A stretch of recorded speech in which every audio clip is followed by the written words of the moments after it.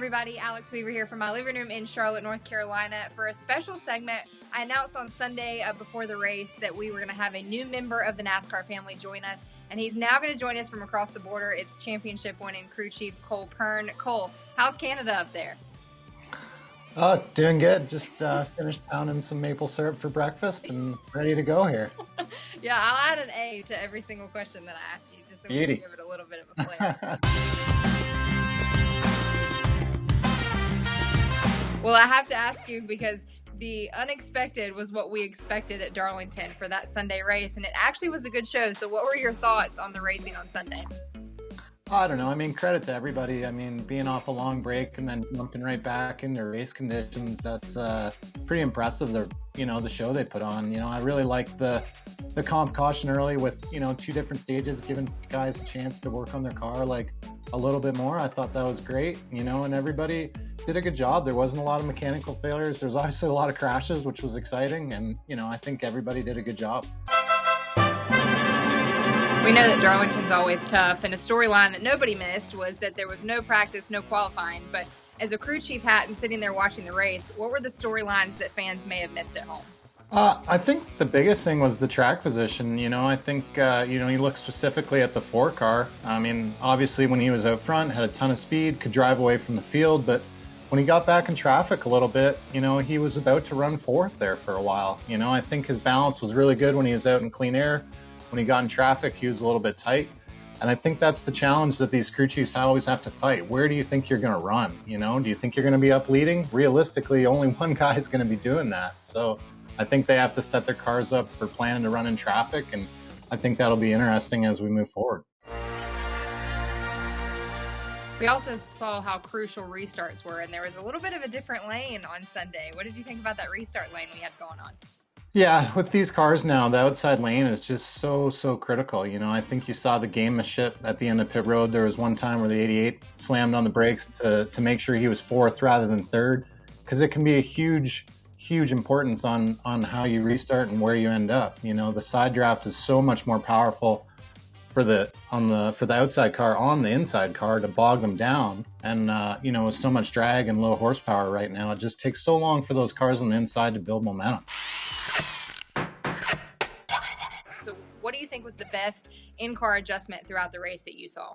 I'm going to sound like a homer here, but I got to give it to the 19. I mean, they started out terrible. I think they got, damage on the first lap of the race and knocked a hole in the nose, and then they were way too loose. So it was like they were down on downforce and they were too loose. So they were just certified pretty much bag of crap there for a while.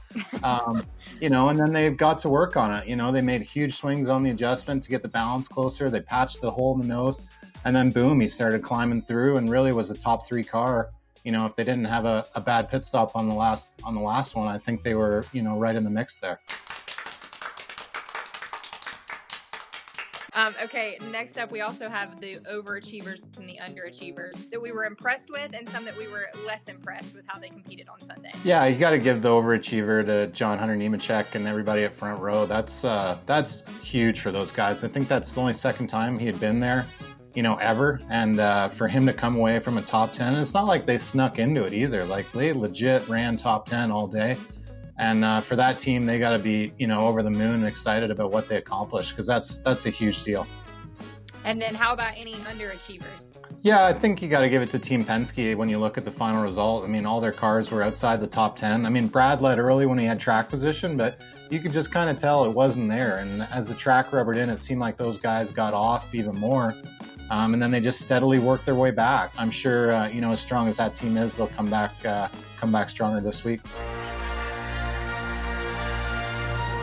All right, so tonight's race in the Toyota 500, with those cars, we don't know if guys are going to be using the same cars, same setup, what that's going to look like transitioning from last Sunday's race to now tonight. So what are you looking at as a crew chief of what we can expect for tonight's race?